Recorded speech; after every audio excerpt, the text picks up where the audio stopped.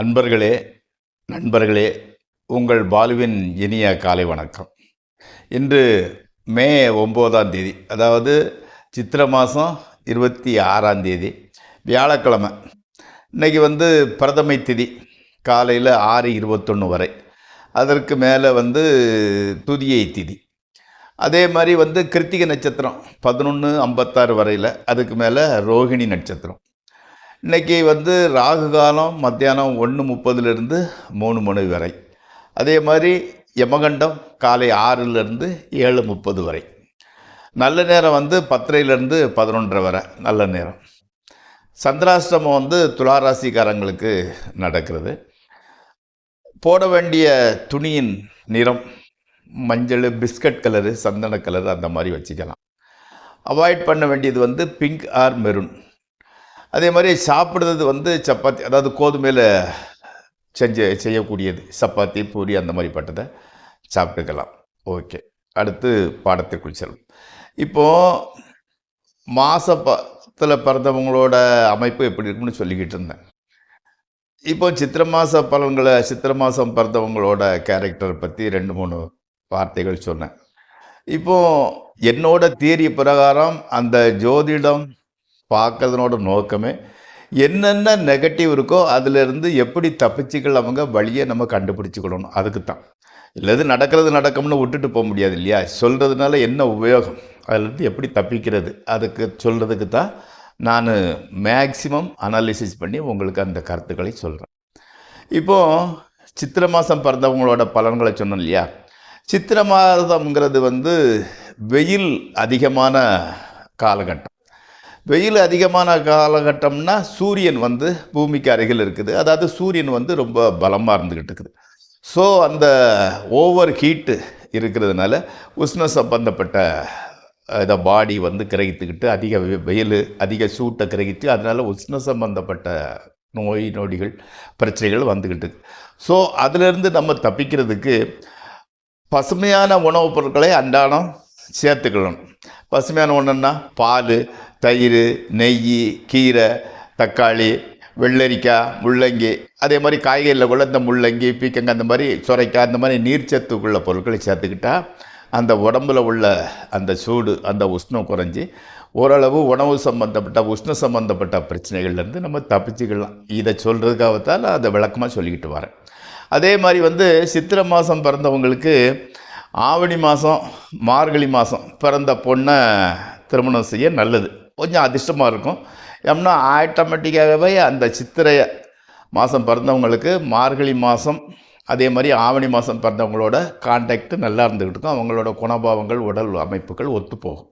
அதனால் அது ஒரு பொருத்தம். ஆவணி மாதம், மார்கழி. இப்போ எனக்கு பிறந்த தெரியாது, டைம் தெரியாது, மாதம் தெரியும் அப்படின்னா ஆவணி மாதம், மார்கழி மாதம் பிறந்த பெண்ணாக இருந்தால் தாராளமாக திருமணம் செய்து கொள்ளலாம். அதே மாதிரி இந்த சித்திரை மாதம் பிறந்தவங்களை மேக்சிமம் காவல்துறை, தீயணைப்புத்துறை, மருத்துவத்துறை, அதே மாதிரி கூரிய ஆயுதங்கள் தயாரிப்பது, இதர் போன்ற வேலைகளில் உத்தியோகத்தில் ஈடுபடுத்தக்கூடாத வாய்ப்பு நிறைய இருக்குது. மேக்சிமம் சூரியன் கவர்மெண்ட் அண்ட் மெடிசன் பிளானட்னால அரசாங்கத்துறை அல்லது மருத்துவத்துறையில் ஈடுபடுவதற்குண்டான வாய்ப்புகள் நிறையாக இருக்கிறது. மீண்டும் நாளை அந்த அடுத்த மாதம் வைகாசி மாதம் பிறந்தவங்களை பற்றி சின்ன 2-3 பாயிண்ட்களை பார்த்துக்கலாம். இப்பொழுது நாம் 12 ராசி பலன் நிகழ்ச்சிக்குள் செல்வோம். இந்த நிகழ்ச்சி உங்களுக்கு பயன்படுமாயில் லைக் செய்யவும், சப்ஸ்கிரைப் செய்யவும். இப்போ நிகழ்ச்சிக்குள் செல்வோம்.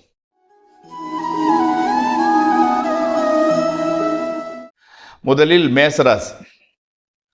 உங்களுக்கு இன்னைக்கு எதிர்பாராத பண வரவு, நம்ம நினச்சே பார்க்க முடியாத அளவுக்கு பண வரவு வருது. சொல்வதையெல்லாம் செய்து முடிக்க அதிர்ஷ்டமும் உங்களுக்கு நிறைய இருக்குது. நீங்கள் எதை சொல்கிறீங்களோ அதெல்லாம் நடக்குது. உங்களுக்கு அதுக்கு அதிர்ஷ்டம் மட்டுமில்லை, சாமர்த்தியமும் வேணும். அதே மாதிரி சொல்வதையெல்லாம் செய்து முடிக்கக்கூடிய அதிர்ஷ்டமும் சாமர்த்தியம் ஒரு சேர உங்களிடம் இருக்கிறது. மாணவர்களுக்கு கல்வி ஓகே, நல்லா தான் இருந்துக்கிட்டு இருக்கு. அம்மாவின் உடல்நிலை கூட நன்றாக இருக்கிறது. வாகனம் சுமூத்தாக தான் போய்கிட்டு ஒன்றும் பிரச்சனை இல்லை. ஸோ இன்றைய பொழுது மிகவும் நல்ல பொழுதாகவே கழிக்கிறது. அடுத்து ரிஷபராசி. ரிஷபராசிக்காரங்களுக்கு முயற்சிக்கு பின் வெற்றி கிடைக்குது. ஆனால் பெரிய அளவில் முயற்சி பண்ணி அதுக்கு ஒரு வெற்றி கிடைக்குது. மனசு ஓரளவு சாட்டிஸ்ஃபைடு, நிறைவாகவே இருக்கிறது. உடன் பிறந்தவங்க வந்து அப்போ கூட பிறந்தவங்க வந்து தூரமாக இருந்தாலும் நல்லபடி இருக்கிறார்கள். நட்பு வட்டாரம் உங்களுக்கு சப்போர்ட்டிவ் இருக்கிறாங்க, கான்டாக்டில் இருக்கிறாங்க, அவங்க கூட நல்லா தான் இருந்துக்கிட்டு இருக்கிறாங்க. சங்கீதத்துறையில் உள்ளவர்களுக்கு நல்ல ஒரு வாய்ப்பு வருது. அதை கெட்டியாக பிடிச்சிக்கிட்டிங்கன்னா மிகப்பெரிய அச்சீவ்மெண்ட் பண்ணலாம். நல்ல தூக்கம், மனசு நிறைவாக இருந்தால் தூக்கம் வரதில்லை, எந்த விதமான குழப்பமும் இல்லை. கணவன் மனைவி உறவு கூட நன்றாகவே இருக்கிறது. அடுத்து மிதுன ராசி. மிதுன ராசிக்காரங்களுக்கு வந்து பணம் வந்து ரொட்டேஷன் நல்லா ஆகுது. பணப்புழக்க வழக்கங்கள் வந்து ரொம்ப நல்லா இருக்குது. அதை வந்து சேவிங்ஸாக அதாவது வந்து அதை வந்து சேமிப்பாக மாற்றணுங்கிறது உங்களால் முடியலை. தொழில் ஓகே நல்லா தான் இருக்குது. அம்மா உடம்புனால நல்லா தான் இருந்துக்கிட்டு இருக்கிறேன். ஆனால் அம்மா தான் உங்ககிட்ட வந்து சரியாக ஃப்ளூயண்ட்டாக பேச மாட்டாங்க. ஏதோ எதிரியை பார்க்குற மாதிரி தான் பார்க்குறாங்க. அதாவது வந்து பெண் நண்பர்கள் மூலம் உங்களுக்கு வந்து நல்ல ஒரு பாசிட்டிவ் நடக்கிறதுக்கு வாய்ப்பு இருந்துக்கிட்டு இருக்குது. கல்வி வந்து இந்த ராசியில் உள்ள மாணவர்களுக்கு இப்போதைக்கு கல்வியில் ஈடுபாடு சற்று குறைவாக இருக்கிறது. அடுத்து வந்து கடகராசிக்காரங்களை பார்க்கலாம். கடகராசிக்காரங்க எதை எடுத்தாலும் நிறைவாக செய்து முடிப்பாங்க. அதில் வந்து அறகுறை வேலை பார்க்கறது இல்லை. உத்தியோகத்தில் உள்ளவருக்கு அந்த மேலதிகாரிக்கு பாராட்டுகள் கிடைக்குது. நீங்கள் செய்கிற வேலையை வந்து மேலதிகாரிகள் வந்து அப்ரிஷியேட் பண்ணுறாங்க. கணவன் மனைவி உறவு கூட நன்றாகவே இருக்குது. அதாவது வந்து கணவன் மனைவிக்குள்ளே உங்களுக்கு பிரச்சனை இருந்தால் கூட வெளியே காட்டிக்கிறதில்ல. வெளியே பார்த்தா நல்ல ஆதர்ச தம்பதிகளாக தான் அவங்க நினச்சிக்கிறாங்க. நீங்களும் அதே மாதிரி தான் நடிச்சுக்கிட்டு இருக்கிறீங்க. அதே மாதிரி வந்து ஃபைனான்ஸ் ரொட்டேஷன் ஓரளவு நன்றாகத்தான் போய்கொண்டு இருக்கிறது. அடுத்து சிம்மராசி. சிம்மராசிக்காரங்க வந்து என்ன பண்ணீங்கன்னா பணத்தை கொடுத்துட்டு வேலையை வாங்கிக்கிறீங்க. பணம் செலவழித்து வேலைக்கு ஆர்டர் வாங்கிட்டீங்க.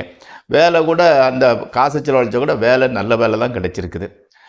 ஹார்ட் ஐட்டம், அதாவது பர்டிகுலராக நான்வெஜ், மட்டனு அது இதுன்னு அந்த ஹார்ட் ஐட்டத்தை வந்து கொஞ்சம் கம்மி பண்ணிக்கோங்க. சாப்பிட வேண்டாம். ஏன்னா வயிற்றுக்கோளாறு வர்றதுக்கு வாய்ப்பு இண்டிகேட் பண்ணுது. அதனால் ஹார்ட் ஐட்டத்தை நீங்கள் யூஸ் பண்ண வேண்டாம். அம்மாவோட ஹெல்த்து நல்லா இருந்துக்கிட்டு இருக்குது. ஹஸ்பண்ட் அண்ட் ஒய்ஃப் ரிலேஷன்ஷிப் கூட இந்த பிரச்சனையும் இல்லை, ஸ்மூத் சைலிங். ஓகே. அடுத்து கன்னியாராசி. கன்னியாராசிக்காரங்களுக்கு வந்து இந்த தடவை சம்பளம் வாங்கினோடனே கோயிலுக்கு டூர் போயிட்டு வரணும்னு முடிவு பண்ணியிருக்கிறீங்க. நண்பர்கள் வந்து ரொம்பவும் சப்போர்ட்டிவாக இருந்துக்கிட்டு இருக்கிறாங்க. ஆமாம், நீங்கள் செய்கிற பிஸ்னஸில் லாபம் கூட நன்றாக வருகிறது. உடம்பு தான் கொஞ்சம் டல்லாக இருந்துக்கிட்டு இருக்குது. பர்டிகுலராக இந்த ஸ்கின் சம்மந்தப்பட்ட பிரச்சனையினால் மனசு ரொம்ப ஒரு இன்ஃபீரியாரிட்டி மாதிரி இருந்துக்கிட்டு இருக்குது. அதை வந்து ஆயுர்வேதிக்கு, சித்தா, இந்த மாதிரி நாட்டு வைத்தியம் பார்த்திங்கன்னா அதிலேருந்து பிரச்சனைகள்லேருந்து விடுபடுறதுக்கு வாய்ப்புகள் நிறையா இருக்கிறது. அடுத்து துளாராசிக்காரங்க. வேலை இல்லாதவங்களுக்கு வேறு ஒரு ஊரில் வேலை கிடைக்கிது. கொஞ்சம் மாற்றம், இடமாற்றம், வேறு ஊரில் வேலை, நல்ல வேலை கிடைக்குது. புதிய தொழில் ஆரம்பிக்கணும்னு நினச்சிட்டுக்கிட்டவங்களுக்கு கூட தொழில் செட் ஆகிடுது. இந்த தொழில் இப்படி தான் பண்ணணுங்கிறது மாதிரி எல்லாம் ஃபைனலைஸ் ஆகிடுது. அதிக அலைச்சல் பண்ணதுனால உடம்பு கொஞ்சம் வீக்காக இருந்துக்கிட்டு இருக்குது. பட் எல்லா காரியங்களும் சுமூகமாகவே செல்கிறது. மனைவியோட மட்டும் கொஞ்சம் ஆர்கியூமெண்ட் பண்ணிக்கிட்டு இருக்கிறீங்க. அது ஒன்றும் பெரிய சீரியஸாக இல்லை. நீங்கள் ஆர்கியூமெண்ட் பண்ணிக்க, அவங்க கண்டுக்கலை, விட்டுருங்க. அடுத்து விருச்சிக ராசி. அப்பாவின் யோசனை வந்து நல்ல வெற்றியை பெற்று தருகிறது. ஓரளவு அச்சீவ்மெண்ட், சாதனைன்னே சொல்லலாம். ஆமாம், அதை செஞ்சு முடிச்சிருந்தீங்க. முதல்ல வந்து குழந்தை பாக்கியம் கூட உங்களுக்கு கிடைக்கிறது. அழகும் அறிவும் உள்ள பெண் உங்களுக்கு காதலி கிடைக்கிறார். அதாவது வாலிப வயதில் உள்ளவர்களுக்கு அழகும் அறிவும் உள்ள பெண் காதலியாக அமைகிறாள். மனம் நிறைவாக இருக்கிறது. அடுத்து தனுசு ராசி. ஆடம்பர செலவு ரொம்ப ஜாஸ்தி பண்ணிக்கிட்டு இருக்கிறீங்க. பாடி ஹெல்த் ஓகே, பரவாயில்லாமல் இருந்துக்கிட்டு இருக்கு. மனசில் வந்து ஏதேதோ நினைவுகள் உங்களுக்கு வந்து உற்சாகத்தை தான் கொடுக்குது. அதனால் ஒன்றும் பிரச்சனைலாம் ஒன்றும் கிடையாது. பெற்றோர்களோட உடல்நிலை கூட நன்றாக இருக்குது. புதிய வெற்றியோக முயற்சி நீங்களும் பண்ணிக்கிட்டே இருக்கிறீங்க. ஒன்றும் சக்ஸஸ் ஆகலை. பட் கூடிய சீக்கிரம் நல்ல வாய்ப்புகள் வருவதற்கு காத்திருக்கின்றன. அடுத்து மகர ராசி. மகர ராசி அதாவது காதல்களுக்கான நாள் இது. காதலியோட இன்னைய பொழுத கழிச்சிருந்தீங்க. உத்தியோகத்தில் வந்து சின்ன சின்ன கம்ப்ளைண்ட்கள் இருந்துக்கிட்டு இருக்கு. பட் உங்கள் இதை பாதிக்கக்கூடிய அளவுக்கு ஒன்றும் கிடையாது. அடிக்கடி லீவ் பண்ணுறது கூட கம்ப்ளைண்ட்டில் ஒன்று. பணப்புழக்கம் நல்லா தான் போய்கிட்டு இருக்குது. புதிய வாகனம் வாங்கணும்னு நினச்சிக்கிட்டு இருக்கீங்க, அந்த முயற்சி கொஞ்சம் தடைபடுகிறது. இப்போதைக்கு வாங்குவது இல்லை. அடுத்து கும்பராசி. கடன் தொல்லை வந்து கொஞ்சம் ஜாஸ்தி இருந்துக்கிட்டு இருக்குது. வேலை பார்க்கும் இடத்துல கொஞ்சம் எதிர்ப்பு சக்தி இருந்துக்கிட்டு இருக்கு. எல்லாத்தையும் சமாளிச்சிருந்தீங்க. மனைவியின் உடல் ஆரோக்கியம் நன்றாகவே இருக்கிறது. வீடு கட்டும் உங்களது எண்ணம் நிறைவேறதுக்கு இன்னும் கொஞ்சம் நாளாகும் போல் இருக்குது. வீடு கட்டும் நினச்சிக்கிட்டு இருந்தீங்க. இந்த அந்த ஃபண்டமெண்டல் இதை கூட இன்னும் முடிக்கலை, கொஞ்சம் நாள் ஆகும். அடுத்து மீனராசி. அதாவது வந்து இந்த வரக்கூடிய லீவ் நாளில் அவுட்டிங் பண்ணலாம்னு பிளான் பண்ணிக்கிட்டு வச்சுருக்கிறீங்க. மகன் அல்லது மகளின் நல்ல காரிய நிகழ்வுங்கிறது வந்து தள்ளி போய்கிட்டே இருக்குது. அதாவது மகனுக்கோ மகளுக்கோ கல்யாணம் பண்ணணும் அல்லது அது பண்ணணும்னு நினச்சிக்கிட்டு இருக்கிறீங்க இல்லையா, அது வந்து போஸ்ட்போன் ஆகி பட்டுக்கு சரியான சூழ்நிலை அமைய மாட்டேங்குது, வாய்ப்பும் வர மாட்டேங்குது. இப்போ கல்யாணம் பண்ணால் கல்யாணம் வரன் செட் ஆக மாட்டேங்குது. அதனால் வந்து உள்ளுக்குள்ளே கொஞ்சம் கஷ்டமாக தான் இருந்துக்கிட்டு இருக்குது. புதிய தொழில் ஆரம்பிக்கிறது லேட்டானால் கூட நல்லபடி வெற்றி கிடைக்கும். அரசியல் அதிகாரத்தில் உள்ளவர்களின் தொடர்பு உங்களுக்கு சப்போர்ட்டிவாக இருக்கும். நல்ல பதவி பவர் வர்றதுக்கு உண்டான வாய்ப்புகள் கூடிய சீக்கிரம் வரப்போகிறது.